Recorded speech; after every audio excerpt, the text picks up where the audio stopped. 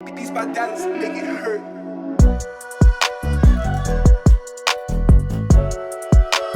Hello everyone, I hope you all are fine and you're doing absolutely great in study works.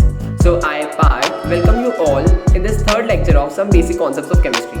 And guys, today's lecture is going to be very important because today we are going to study mole concept. तो guys, without wasting time, let's dive in this lecture.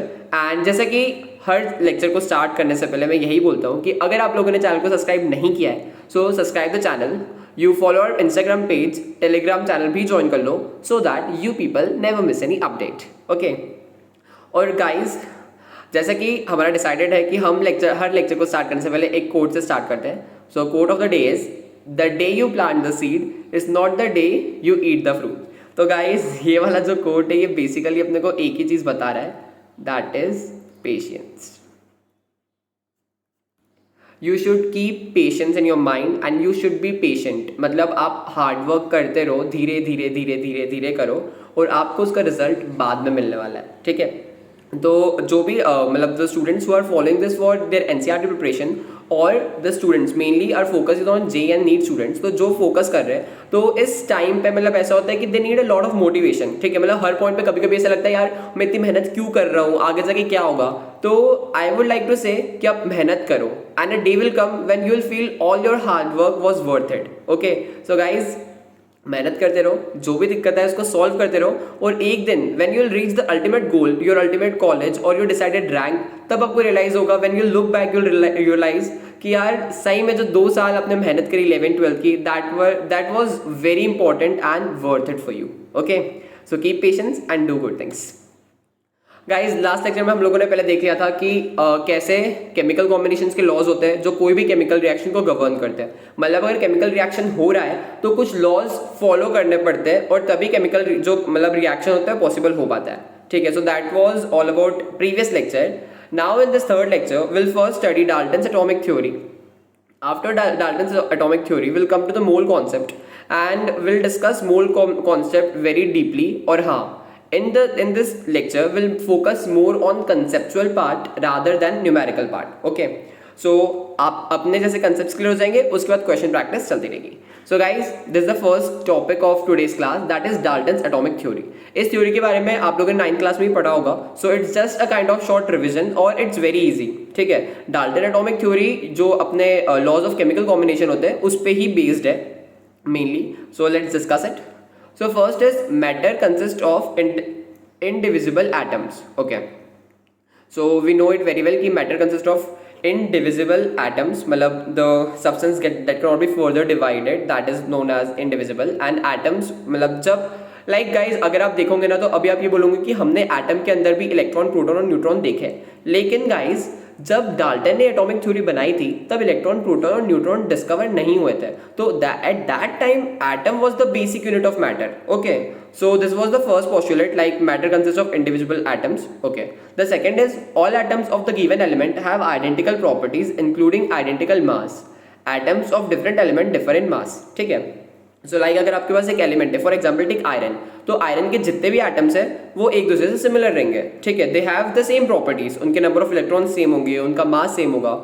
Whereas if you compare one element with another element, for example if you compare iron and sodium, so in that case जो अपने Fe है उसके electrons अलग रहेंगे, जो आपका Na है that is sodium, उसके भी इलेक्ट्रॉन्स अलग होने वाले, इनकी प्रॉपर्टीज भी अलग होगी, इनके मास भी अलग होंगे. ठीक है, so this was second postulate. Like this are all, आपको ऐसा लगेगा कि यार ये तो it's very normal, but at that time जब डाल्टन ने थ्योरी दी थी that time was very important. मतलब जब इतनी डिस्कवरीज वगैरह नहीं हुई थी, बाकी उस टाइम पे थ्योरी दी थी, that's why it is very important और इसके लिए ये आपकी बुक में है. And this postulates I have directly taken from NCERT book. Either it's JEE, NEET or your board level preparation, in that NCERT is very important, especially for chemistry. NCERT के बाहर कुछ भी नहीं आता है. मतलब देखो the thing is अगर आप बोर्ड्स की प्रिपरेशन कर रहे हो ना तो उसमें वो NCERT का ही कुछ पूछेंगे. अगर JEE या NEET की बात है तो there are certain words, there are certain elements, there are certain reagents जिनका यूज करके वो हाई लेवल के क्वेश्चन बनाएंगे, लेकिन वो रिएजेंट या वो जो बोल सकते हैं टर्मिनोलॉजीज वो सब कुछ एनसीईआरटी में मेंशन होगी. तो इसके लिए our core focus is on NCERT book. Okay, so now third postulate is compounds are formed when atoms of different elements combine in the fixed ratio.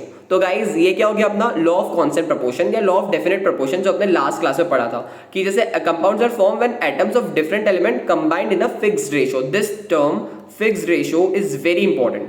For example जैसे हमारे पास मीथेन है, so in methane it is fixed that one carbon will react with 4 hydrogen to form one methane molecule। ठीक है, अब यहाँ ऐसा नहीं हो सकता कि अगर आपके पास कार्बन ज्यादा है तो ज्यादा कार्बन रिएक्ट करके वो कुछ जैसे C2H4 बना लेगा। No, it is wrong. C2H4 आपका अलग कंपाउंड बन जाएगा। इसके लिए फॉर अ कंपाउंड जो आपके एलिमेंट्स है, जो एलिमेंट्स के एटम है, द अमाउंट इज फिक्स्ड और वो उतना ही होगा। That is explain, that was previously only explain to you in the law of constant proportion. और मैंने यही बोला था कि Dalton atomic theory is basically based on all this law of chemical combination. ठीक है, so this was your third postulate. Now coming to the fourth postulate which says chemical reaction involves reorganization of atoms. These are neither created nor destroyed in a chemical reaction। ठीक है, तो ये आपको किसकी feel दे रहा है? Law of conservation of mass. ठीक है, जो आपके एटम्स है वो ना ही कोई केमिकल रिएक्शन में क्रिएट होंगे ना ही डिस्ट्रॉय होंगे। मतलब जितने नंबर ऑफ एटम्स रिएक्टेंट में है उतने ही नंबर ऑफ एटम्स प्रोडक्ट में रहेंगे, बस उनका रीअरेंजमेंट हो जाएगा। फॉर एग्जाम्पल जैसे इसको समझने के लिए basic example, you have CuSO4, you added iron in that Fe and you got FeSO4 plus Cu। ये बहुत ही मतलब कभी आपने लैब में अगर किया होता है एक बहुत ही अच्छा रिएक्शन, इसमें कलर चेंज होता है। Like your CuSO4 is blue vitriol, मतलब इसको कॉपर सल्फेट को हम बोलते हैं blue vitriol, and FeSO4 is green vitriol. ठीक है, so for example if you take a test tube, उसमें आप CuSO4 डालो, that will be blue colour, therefore it is known as blue vitriol. ठीक है, इसका कलर ब्लू रहता है। एंड देन उसमें आप एक आयरन की नील डाल दो। ठीक है, after some time the reaction के मतलब हो जब when the reaction is proceeding, after some time you will observe कि जो ब्लू कलर है that has converted to green colour. ठीक है, that has converted to green colour and that green colour is of FeSO4।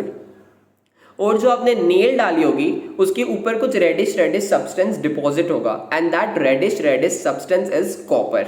ठीक है, सो यहाँ क्या हो रहा है, जो नंबर ऑफ एटम्स, अभी तो मतलब मैं आपको पूरा प्रैक्टिकल बता रहा था। Now coming to this point, it is हमको क्या देखना है कि जो एटम्स है उनका सिर्फ रीअरेंजमेंट हुआ है, लेकिन जो टोटल मास है दैट विल रिमेन कांस्टेंट। और यू कैन से जो number of atoms reactant side में थे वही नंबर ऑफ एटम्स प्रोडक्ट की साइड पे है, बस उनका अरेंजमेंट चेंज हुआ है। Getting my point? So this was all about Dalton's atomic theory. काफी सिंपल था, पढ़ा हुआ था, तो इसके लिए we are going little fast. Will come to the next topic that is mole concept. I'll say this is the most important part of this complete chapter, basic concepts of chemistry. Mole concept मतलब I'll say this is why it is more important, because mole concept, like the term mole, you will listen in every chapter of chemistry. ठीक है, like जो आपका maths में addition subtraction होता है ना, आप मैथ्स का कोई भी चैप्टर ले लो, सब जगह आपको प्लस माइनस तो करना ही पड़ता है ना, वो किसी भी टाइप का हो, भले वो ज्योमेट्री हो, फिर अलजेब्रा हो या मेंसुरेशन हो, सब जगह आपको ये तो करना ही पड़ेगा। सो लाइक जो मोल है that is the basic unit for complete chemistry. Okay, so therefore mole concept is very important. तो आज का लेक्चर एकदम ध्यान से सुनो। So एकदम बिल्कुल as I said the topic is like very important, so we'll go from the scratch, we'll start from the starting कि as this topic mole concept is very important throughout your chemistry, so we are going to start from scratch, so हम एकदम basic से देखेंगे। Now for you, what is atomic mass? Atomic mass you will say me number of protons plus number of neutrons, right. कोई भी atom का जो atomic mass है that is number of protons plus number of neutrons. ठीक है, लेकिन अब question आता है कि हमने इसे कैलकुलेट कैसे किया, साइंटिस्ट ने इसको कैलकुलेट कैसे किया। सो लाइक जो एक बेसिक बोल सकते हैं basic concept how we discovered this atomic mass is basically जो हम कार्बन 12 लाइक कार्बन के आइसोटोप्स होते हैं carbon 12 and carbon 14। So specifically जो एटम है कार्बन 12 उसका मास कैलकुलेट किया and we did 1/12, we multiplied 1/12 through it, मतलब हमने उसके जो टोटल मास है उसका 1/12 देखा। ठीक है, and that 1/12 mass was known as 1 atomic unit, atomic mass unit, atomic mass unit, और you can say 1 AMU, atomic mass unit, और 1 AMU। ठीक है, अब like previously it was called 1 AMU, लेकिन अब हम इसको बोलने लगे 1 U, और this U stands for unified. Okay, so U stands for unified mass. So basically क्या होता है गाइस कि जैसे हमारे पास एक यू टेक 1 प्रोटॉन, जो आपका 1 U है, that is equal to mass of 1 proton and that is equals to 1.67 into 10 raised to power minus 27 kg. So this is mass of a proton which is 1 U. So अब जो मास है, मतलब this is 1 U mass, 1 atomic mass unit. अब इससे हम calculate करते हैं सब क्या है, मतलब आपके पास ऑक्सीजन का एटम हो गया, आपके पास कार्बन का एटम हो गया, आपके पास हाइड्रोजन का हो गया, नाइट्रोजन का हो गया, everything we calculate from this. बाकी ये इसके पीछे की कहानी थी कि ये 1 U आया कैसे. Okay, so this was atomic mass. आपको इसमें सिर्फ ये याद रखना है कि atomic mass is equals to number of protons plus number of neutrons. That's it. Coming to next important terms, that is isotopes, isobars and isotone. I guess isotopes से आप लोग सब familiar हो. Isotope is, we can say, they are एक example लेते हो, सबको समझ में आ जाएगा. Cl1737. They are atoms of same element having same atomic number but different atomic mass. अब ये डिफरेंट एटॉमिक मास कैसे हुआ? जब उनका एटॉमिक नंबर सेम है, तो मतलब इनके अंदर नंबर ऑफ न्यूट्रॉन्स डिफरेंट है. ठीक है, अगर आप इसमें देखोगे तो नंबर ऑफ न्यूट्रॉन्स की वैल्यू जो इसमें आएगी वो इसमें नहीं आएंगी. It is having 20 neutrons and it has 18 neutrons. ठीक है, so this are called isotopes. मतलब वो एलिमेंट, एक ही एलिमेंट के अलग अलग एटम्स हैं. विल से दिस इज, इसको तो हम यही बोलेंगे ना, it is chlorine element. Okay, the element is chlorine but this atoms have different mass number, so therefore they are called isotopes. Okay, now the second term is isobar. This word iso means same. Okay, so like isotopes it means इनका atomic number same है but atomic mass different है. ठीक है, now isobars is like इनका atomic mass same है लेकिन atomic number अलग है. तो अगर atomic number अलग है तो elements तो अलग ही हुए ना, because atomic number is the basic criteria जिससे हम elements को separate करते हैं. Okay, for example I'll take like take argon and calcium. Okay, calcium has atomic number 20 and its mass is 40. Argon has atomic number 18 but mass is 40. So like due to difference in neutrons in them, इनका जो mass है वो equal आ रहा है. ठीक है, मतलब जो इनका atomic number है वो तो अलग अलग है लेकिन इनका जो mass number है that is same. और mass number same है, therefore they are called isobars. But listen, as the atomic number is different, so they will be elements of different they will be atoms of different element. Okay, so this is isobars. Now isotones. Again, अब मैं example देता हूँ, आप मुझे बताना कि isotones होते क्या है. Like will take example of carbon का 14 वाला isotope and mass atomic number is 6. Oxygen का atomic number is 8 and mass is 16. Okay, so you will see कि यार यहाँ पे तो मास नंबर भी अलग है, एटॉमिक नंबर भी अलग है, तो क्या सेम है? So you will find number of neutrons in this is 8 and number of neutrons in this oxygen is again 8. So isotones are the atoms which have same number of neutrons. So isotones भी element, there are different elements. ठीक है, ये elements अलग अलग है and number of neutrons same है, इसके लिए हम इसको बोलते हैं isotones. So these are three basic terms: isotopes, isobars and isotones. Usually you'll counter isotopes more rather than this both isobars and isotones. ये कम use आते हैं but you should keep this in mind. That's it. Now introduction to mole. So basically what is mole?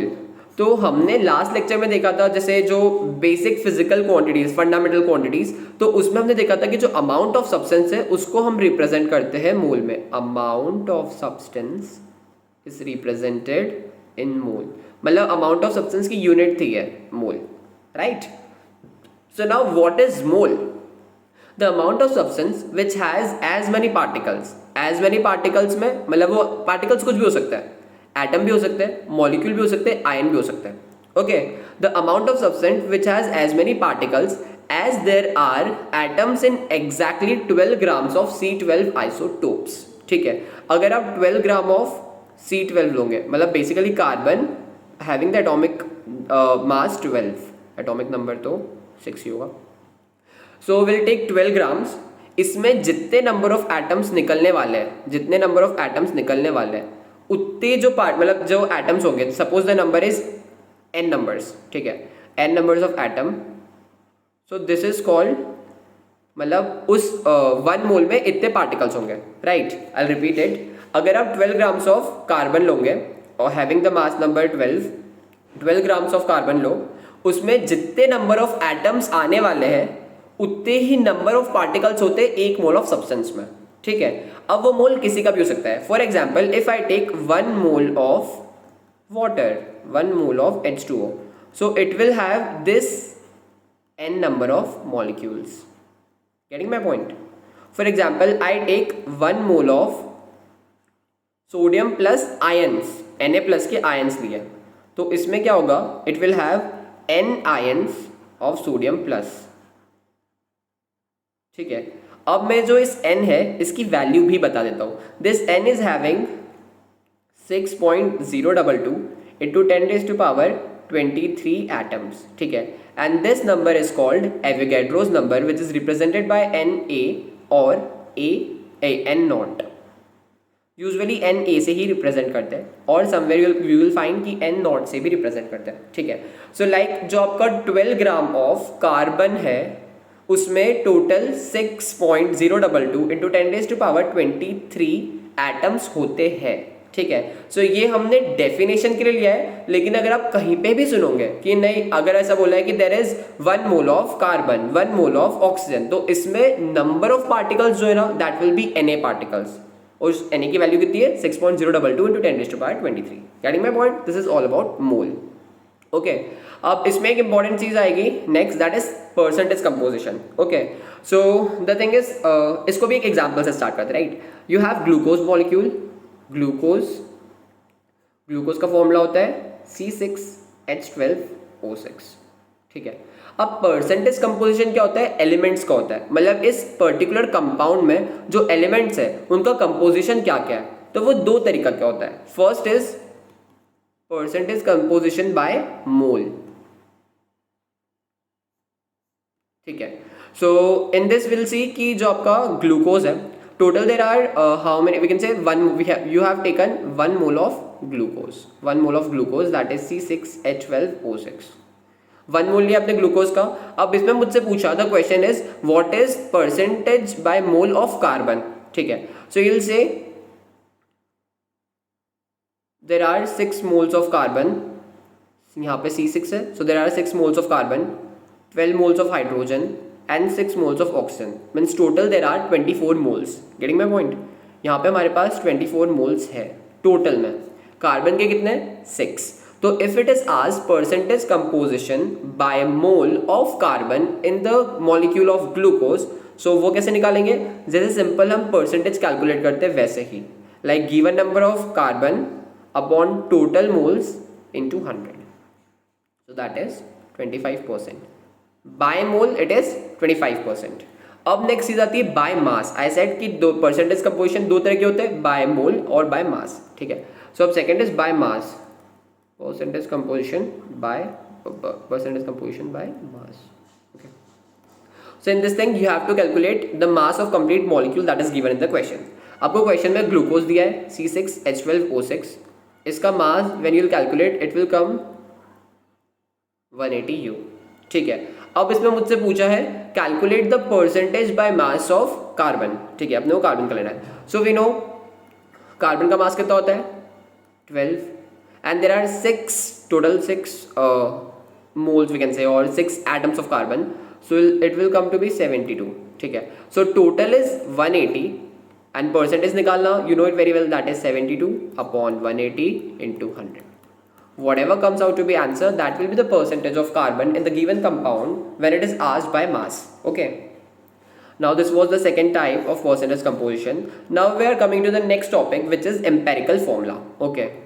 Now what is empirical formula? Empirical formula. Now guys, जैसे कि glucose का example चल रहा है तो उसी को कंटिन्यू करता हूँ। एम्पेरिकल फॉर्मूला क्या होता है कि वो फॉर्मूला जो आपका एक्चुअल फॉर्मूला है ना, मतलब empirical formula is you can से kind of formula, okay. Like आपका जो ग्लूकोज है C6H12O6, ये ग्लूकोज का एक्चुअल फॉर्मूला है, this is the formula of glucose. अब एम्पेरिकल फॉर्मूला क्या होता है, एम्पेरिकल फॉर्मूला आपको इन्फॉर्मेशन देता है कि उस पर्टिकुलर कंपाउंड में कौन कौन से एलिमेंट्स है, ठीक है, और उनका रेशियो क्या होने वाला है, that empirical formula gives you. Like अगर ये आपको पता नहीं कि ग्लूकोज का एग्जैक्ट फॉर्मूला क्या है, लेकिन आपको ग्लूकोज का एम्पेरिकल फॉर्मूला पता है, तो आपको क्या क्या चीज़ पता होगी? आपको दो चीज़ पता होगी। पहली चीज़ आपको ये पता होगा कि उसमें एलिमेंट्स कौन कौन से हैं, ठीक है। दूसरी चीज़ आपको ये पता चलेगी कि इसमें रेशो क्या क्या है। For example empirical formula of glucose can be CH2O, ठीक है। इससे मेरे को क्या पता चल रहा है कि carbon, hydrogen and oxygen reaction ratio of 1:2:1 to form glucose. So this is empirical formula of glucose, ठीक है। Empirical formula is not exact formula, ठीक है। सो अब एक क्वेश्चन आता है कि अगर आपको एम्पेरिकल फॉर्मूला दिया है और आपको एग्जैक्ट फॉर्मूला निकालने का बोला है, तो डेफिनेटली उनको कुछ चीज़ तो ऐसी देनी पड़ेगी जिससे they will give you one hint, मतलब either they can give the mass of this, ठीक है, वो आपको मास बता देंगे जिससे आप कैलकुलेट कर पाओगे कि क्या हो सकता है। ओके, सो एम्पेरिकल फॉर्मूला से एग्जैक्ट फॉर्मूला पे आने के लिए one thing should be given, that's it. And I think you people are now familiar with empirical formula also, ठीक है। सो दिस वर लाइक पहले मोल हमने देख लिया, उसके बाद हमने परसेंटेज कंपोजिशन देख लिया। अगर परसेंटेज कंपोजिशन आपको पहले से आता था कि यार फॉर एग्जांपल आपको एक मॉलिक्यूल दे रखा है, उसमें पूछा है कि इस जो पर्टिकुलर एटम्स है उसका परसेंटेज क्या है। अगर बाय मोल दिया है तो आप देख लो कि उसमें मोल्स कितने हैं, और अगर बाय मास पूछा है तो आप देख लो कि मास कितना होगा, दैट्स इट। उसके बाद एम्पेरिकल फॉर्मूला देखा। Empirical formula gives you two things, number of elements means which elements are there, and the next thing is the ratio in which this element have reacted to form the given compound. Okay, now role of limiting reagent. So सबसे पहले तो limiting reagent का काम आता है एक chemical equation में। तो हम सबसे पहले केमिकल इक्वेशन के बारे में डिस्कस कर लेते हैं। एक बेसिक सी केमिकल इक्वेशन ले लेते हैं, that is C+O2 gives CO2। ये मेरे पास एक बेसिक सी केमिकल इक्वेशन है। आपको लग रहा होगा कि थोड़ा फास्ट चल रहा है, बट एक बार मैं आपको वापस से स्लो डाउन करके पूरा बता देता हूँ। हमने सबसे पहले देखा कि जो मोल कॉन्सेप्ट है उसमें मास क्या है, मतलब एटॉमिक मास क्या है, देन आइसोटोप्स, आइसोबार, आइसोटोन्स, ये सब कुछ थियोरेटिकल था। After that we came on the topic percentage composition. हमने देखा कि कैसे हम कोई भी गिवन एलिमेंट की कंपोजिशन निकाल सकते हैं इन द कंपाउंड, दो तरीके रहते हैं, बाय मोल और बाय मास। उसके बाद में हमने एम्पेरिकल फॉर्मूला देखा। Now we are on the topic role of limiting reagent. अब लिमिटिंग रिएजेंट क्या होता है, कैसे क्या होता है, वापस देखते हैं, ठीक है। आपको जब भी कोई भी केमिकल इक्वेशन दी रहती है ना, तो उसमें जो रिएक्टेंट साइड रहती है, for example there are two elements, two reactants और 3 रिएक्टेंट्स, इन सब में एक रिएक्टेंट ऐसा होता है कि जब वो खत्म हो जाएगा ना तो आपका केमिकल रिएक्शन रुक जाएगा। फॉर एग्जांपल अगर आपके पास यहाँ पे इसके एग्जांपल लेते हैं, कार्बन है और ऑक्सीजन है, ठीक है। यहाँ पे आपके पास कार्बन बहुत सारा है। फॉर एग्जाम्पल टेक 2 किलोग्राम, आपके पास 2 किलोग्राम, मतलब यू हैव वेरी अलॉट, मतलब बहुत ज़्यादा कार्बन है, और आपके पास जो ऑक्सीजन है वो बहुत लिमिटेड है, you have only like 16 gram of oxygen, ठीक है। तो एक टाइम ऐसा आएगा, ये हमने पढ़ा था लॉ ऑफ केमिकल कॉम्बिनेशन में, कि जो एलिमेंट है ऐसा नहीं होगा जब रिएक्शन हो रहा है ना तो ये किस रेशियो में कंबाइन होगा वो फिक्स है। मतलब एक कार्बन 1 मोल ऑफ ऑक्सीजन से रिएक्ट करेगा, ऑक्सीजन जो O2 रहता है, O2 के फॉर्म में एग्जिस्ट करता है, उससे 1 मोल ऑफ CO2 बनेगा। अब यहाँ पे ऐसा नहीं हो सकता कि कार्बन ज़्यादा है तो यहाँ पे मैं C2O2 बना दूँ, नो, ऐसा नहीं होगा। भले से एलिमेंट का जो, मतलब ये जो आपका पास है रिएक्टेंट, इसकी क्वांटिटी आपके पास बहुत ज़्यादा है, लेकिन एक रेशो फिक्स्ड है, उसी रेशो में रिएक्ट करने के बाद प्रोडक्ट बनेगा, ठीक है। सो इसमें क्या होगा, suppose you have oxygen very limited, oxygen बहुत कम है, तो एक बार जो आपका 16 ग्राम ऑफ ऑक्सीजन यूज हो गया, उसके बाद जो आपका बचा हुआ कार्बन है उसके साथ तो रिएक्शन हो गई नहीं, that will be remaining unreacted. So इस केस में क्या हुआ, oxygen has been the limiting reagent of the complete reaction. मतलब अगर ऑक्सीजन खत्म तो रिएक्शन खत्म। So limiting reagent is basically that reactant of the complete reaction after which as it is consumed in the reaction is stopped and the product formation is shattered. Okay. So limiting reagent को आप calculate कैसे करते हैं वो देख लेते हैं। So limiting reagent को calculate करने के लिए I'll take a basic example and explain you. For example you have CO2 and the product is CO. ठीक है। One thing is very important, जब भी केमिकल रिएक्शन लिखो आपको देखना है लिमिटिंग रिएजेंट के बारे में, तो केमिकल रिएक्शन को बैलेंस करना is the very first step. अगर केमिकल रिएक्शन बैलेंस्ड है तभी आप लिमिटिंग रिएजेंट को कैलकुलेट कर पाओगे, अदरवाइज आपका आंसर गलत आएगा। ओके, सो यहाँ पे इसको बैलेंस करने के लिए I'll put here 2, I'll put 2 here also. So now this reaction is balanced because 2 carbon in the reactant side, 2 carbon in the product side, 2 oxygen atoms in the reactant side and 2 oxygen atoms in the product side. Okay. So reaction balance है। अब मेरे को question में given रहेगा, for example the given is if I have 6 gram of carbon, here I have 16 gram of oxygen, ठीक है। अब क्या करना होता है, सबसे पहले जो भी ग्राम में दिया है अपने को उसको मोल्स में कन्वर्ट करना है। सो 6 ग्राम मतलब 1/2 मोल ऑफ कार्बन, है ना, 6/12, and oxygen you have 16/32, again 1/2 mole of oxygen. So these are we can say quantities of amount of reactant I have, half mole, half mole. जब भी लिमिटिंग रिएजेंट कैलकुलेट करना पड़ता है ना, तो जो स्ट्राइक्योमेट्री रहती है, नाउ व्हाट इज स्ट्राइक्योमेट्री, जो भी आपके एलिमेंट्स है इन द रिएक्टेंट साइड और प्रोडक्ट साइड, उनकी आगे जो कोएफिशिएंट रहता है that is called stoichiometric coefficient, ठीक है। तो जो भी आपके स्टोइक्योमेट्रिक कोएफिशिएंट है उससे आपको गिवन जो अमाउंट है उसको डिवाइड करना है, like 1/2 will be divided by 2 and here it is 1, so 1/2 will be divided by 1, सो ये 1/4 हो गया and it is 1/2, okay. So 1/4 is less than 1/2, मतलब carbon will be limiting reagent, ठीक है। लेकिन अब एक चीज ध्यान रखना, ये जो हमने कैलकुलेशन करी है इसका आगे के रिएक्शन से कोई लेना देना नहीं है, इसका सिर्फ लिमिटिंग रिएजेंट कैलकुलेट करने में लेना देना होता है। अब अगर मैंने लिमिटिंग रिएजेंट कैलकुलेट कर लिया तो मुझे ये चीज पता चल गई कि जैसे ही कार्बन खत्म होगा मेरा रिएक्शन स्टॉप हो जाएगा, ठीक है। अब ये चीज मैंने बोला कि कार्बन खत्म हो तो रिएक्शन स्टॉप हो गया, मतलब ऑक्सीजन तो कुछ बचेगा, तो question can be asked that how much mole of oxygen is left और give the mass of oxygen left unreacted, ठीक है। तो एक बार इसको सॉल्व भी कर लेते हैं। So like I am having half mole of carbon, half mole of oxygen. जैसा कि मैंने बोला कि जो स्टोइक्योमेट्रिक कोएफिशिएंट से हम डिवाइड करते हैं उसका काम सिर्फ लिमिटिंग रिएजेंट कैलकुलेट करने में है, उसके आगे से कोई काम नहीं। So will go with this step only, मतलब हाफ मोल आपके पास कार्बन है, हाफ मोल आपके पास ऑक्सीजन है, ठीक है। यू नो वन थिंग, जैसे जो आपके पास carbon, suppose 2 moles of carbon जब कंज्यूम होंगे तब 2 मोल्स ऑफ CO बनेंगे, गेटिंग माई पॉइंट। जब आपके 2 मोल्स ऑफ कार्बन कंज्यूम होंगे तभी वो 2 मोल ऑफ CO बना पाएंगे। और ऑक्सीजन का कैसा है, जब एक ऑक्सीजन का मोल यूज होगा ना तब तक कार्बन के 2 मोल यूज हो चुके होंगे, राइट। यही है, मतलब स्टोइकियोमेट्री यही बता रही है मेरे को कि जितना ऑक्सीजन का मोल है उतना डबल कार्बन का मोल यूज होने वाला है, राइट। तो यहाँ पे मेरे पास कितना है, हाफ मोल है कार्बन का, तो ऑक्सीजन का कितना 1/4 मोल ही यूज होगा, getting my point.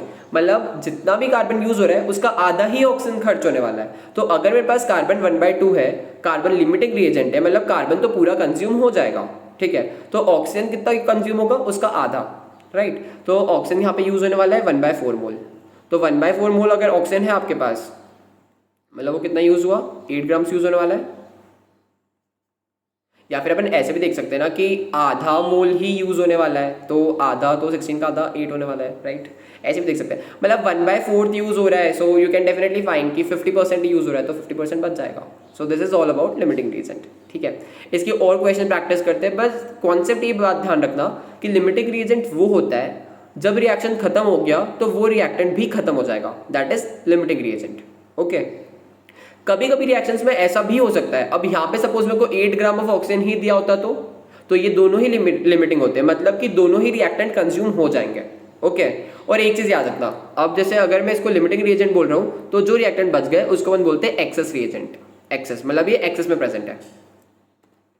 Now next, ways to express concentration of solution, like we can say कि अब अगर आपके पास एक बीकर है, in that you have added any solvent, उसमें आपने सॉल्यूट डाला, तो उसको एक्सप्रेस करने के अलग अलग तरीके होते हैं। और वो अलग अलग तरीके इसलिए होते हैं क्योंकि जब हम एक्सपेरिमेंट्स करते हैं तो हमको कभी कभी फॉर्मूले, जैसे फॉर एग्जाम्पल आई टेक कि यहाँ पे मेरे को एक ऐसा एक्सपेरिमेंट में कंडक्ट कर रहा हूँ जिसमें मेरे को आंसर मोलैलिटी में चाहिए, मोलैलिटी में, ठीक है। कभी कभी ऐसा एक्सपेरिमेंट कंडक्ट करते हैं जिसमें मेरे को आंसर मोलैरिटी में चाहिए, मोलैरिटी में, कभी मुझे मोलैलिटी में चाहिए।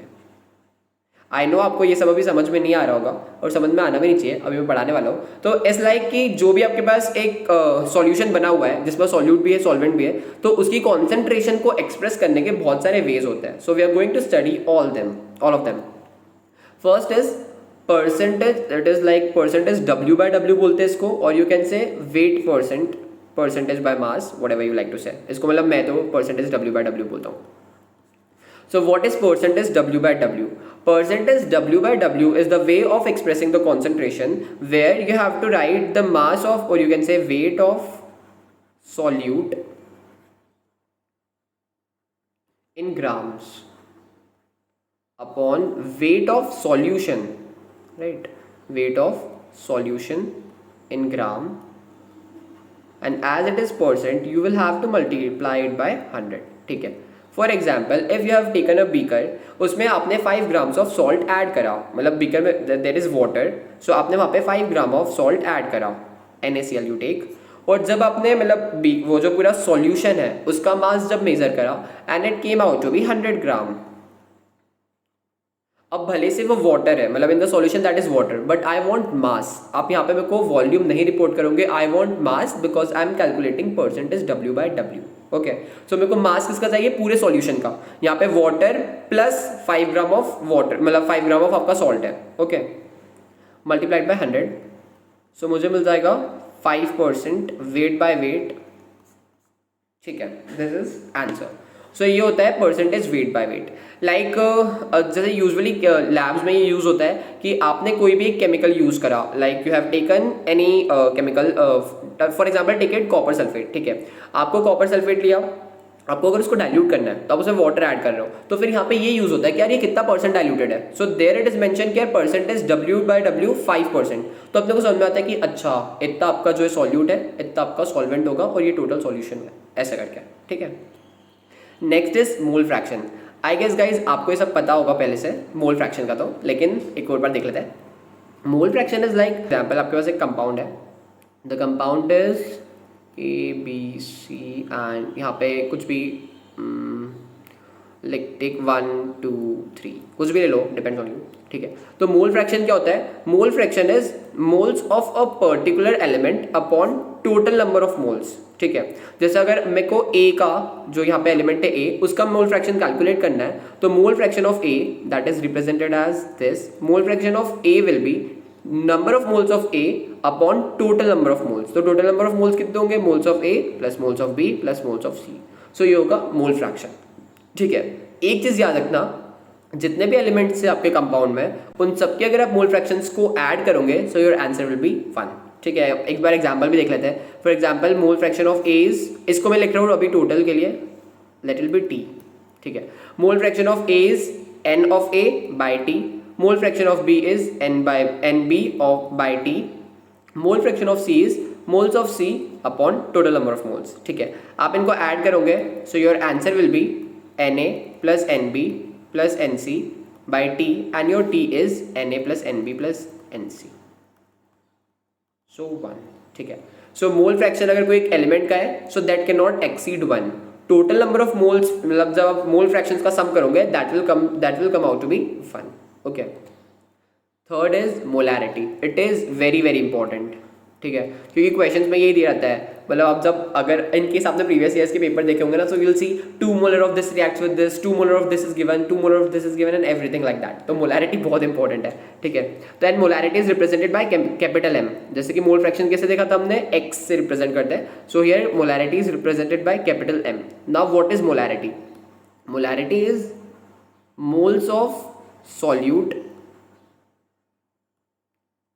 Upon volume of solution in litres.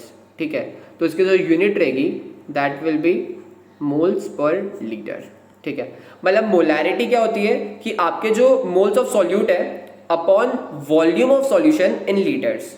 ठीक है, so this is your molarity. It is having unit mole by litre, mole पर litre. Okay, and it is represented by capital M। That's it. Now the next concentration term is molality. Now what is molality? Molality is first of all it is expressed by small m. ठीक है, and molality का formula होता है moles of solute upon mass of solution, mass या weight of solution in kg। ठीक है, so इसकी unit हो जाएगी moles per kg। ठीक है, तो मोलैलिटी लाइक दिस, जो लास्ट की 2 टर्म्स है ना, मोलैरिटी एंड मोलैलिटी, ये बहुत ज़्यादा यूज़ होती है। Mole fraction and percentage W/W वो इतना यूज़ नहीं होता, लेकिन molarity and molality is much use. ठीक है, तो मोलैलिटी होता क्या है कि अगर आपको कोई भी कंपाउंड दे रखा, मतलब आपके पास एक सॉल्यूशन बना हुआ है, तो उसमें आपको क्या देखना है कि मोल्स कितने हैं सॉल्यूट के upon mass of solution in kg। Mass of solution आपको देखना है kg में क्या है, so that will gives you what is molality of that complete, मतलब सॉल्यूट का क्या है molality. Okay, so this were 4 concentration terms as mentioned in your NCERT। इसके पहले हमने मोल कॉन्सेप्ट के जो भी बेसिक चीज़ें वो देखी। और हाँ, ये जो पहले के रिएक्शंस मतलब जो पहले के 9-10 में पढ़े हुए फॉर्मूलेज रहते हैं, that number of moles is equals to number of moles जिसको हम n से रिप्रेजेंट करते हैं, स्मॉल n से, that is equals to given mass upon molar mass. मतलब इन केस अगर आप भूल चुके हो तो just note it down, given mass upon molar mass. और when you have to calculate the number of particles, तो नंबर ऑफ पार्टिकल्स क्या होता है, number of particles that will B sorry number of particles calculate करने होते हैं तो वो रहते हैं अपने Avogadro's number into number of moles. मतलब जो भी आपको मोल्स दिए हैं उसमें Na का मल्टीप्लाई कर दो, and this Na is none other than 6.022 into 10⁻23। मतलब होता क्या है, ये इतना बड़ा नंबर है ना, तो इसलिए हमने उसका एक नोटेशन ले लिया Na। तो जब भी हम लिखते हैं उसको Na के फॉर्म में लिख देते हैं। तो नंबर ऑफ पार्टिकल्स कोई भी चीज़ का, मतलब मैंने आपको जैसे बताया ना कि अगर कोई आयन है या नंबर ऑफ मॉलिक्यूल्स निकालने कंप्लीट कंपाउंड में, तो उसके लिए हम ये यूज़ करते हैं, number of moles into Avogadro's number. ठीक है, so this was the last point of today's session, today's lecture, and I said कि लास्ट में कुछ सरप्राइज है, तो surprise is chapter is completed, thank you for this. तो guys next lecture आएगा with a new chapter, new beginning, so till that stay tuned, take care of yourself, and if you like the video, give this video a thumbs up, and जो जैसा भी आपको लगा, do write in comment. Thank you guys. hurt.